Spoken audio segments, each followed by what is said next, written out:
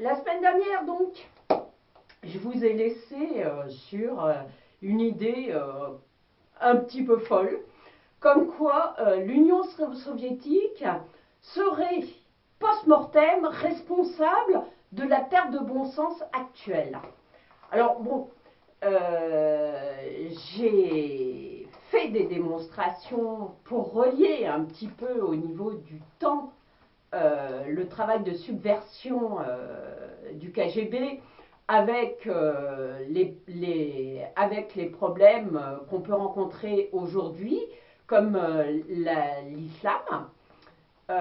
Donc ça, c'est une première mouture. Donc par rapport à l'islam, effectivement, il y a quand même une concomitance des temps entre les frères musulmans et le début du travail de subversion du KGB, qui peuvent quand même poser quelques questions et qui peuvent, voilà, qui méritent qu'on regarde de près. Mais il y a aussi le fait que, en fait, comme je vous l'ai dit déjà la semaine dernière, l'Union soviétique a perverti des milieux d'influence. Et donc, dans ces milieux d'influence, il y a entre autres Hollywood, quand même, qui est très important, mais il y a aussi l'espace médiatique, il y a aussi l'enseignement qui est très très largement bouffé par ces idées gauchistes. Et donc, tous ces gens-là ont permis de faire survivre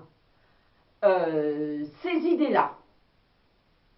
Donc, d'une certaine manière, que ce soit les Rouges d'Hollywood, certaines personnes influentes dans le monde, que ce soit certains journaux, et là-dessus je vous citerai l'Humanité, mais aussi Libération, l'Éducation nationale, et tous ces milieux-là sont les héritiers directs de l'Union soviétique et ont continué à contaminer les gens et à contaminer la planète, à contaminer les esprits et du coup à corrompre leur logique.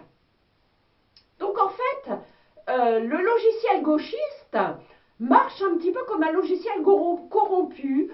Il y a des arrêts, tout d'un coup, on peut à la fois vouloir l'égalité homme-femme et vouloir l'avènement de la religion la plus inégalitaire sexuellement parlant. On peut vouloir que les homosexuels se marient, aient des enfants, etc.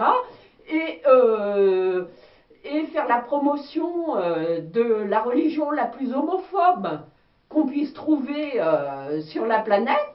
Enfin, tout ça, c'est vraiment... voilà, donc, de la même manière, on va défendre deux idées qui sont pas différentes, mais carrément contradictoires. Donc voilà l'exemple du logiciel corrompu que colportent les héritiers de l'Union soviétique, que moi j'aurais tendance à appeler rejet. Alors rejet, pas dans le sens déchet, rejet dans le sens botanique, c'est-à-dire l'Union soviétique est morte, l'arbre est mort. Mais les racines dont ils proviennent sont toujours vivantes. Et donc, rejet. Donc voilà. C'était ma petite pensée du jour, et puis aussi parce que je vous ferai encore d'autres explications. Continuez de réfléchir, continuez de vous informer, n'avalez pas tout ce que je vous dis, informez-vous et réfléchissez.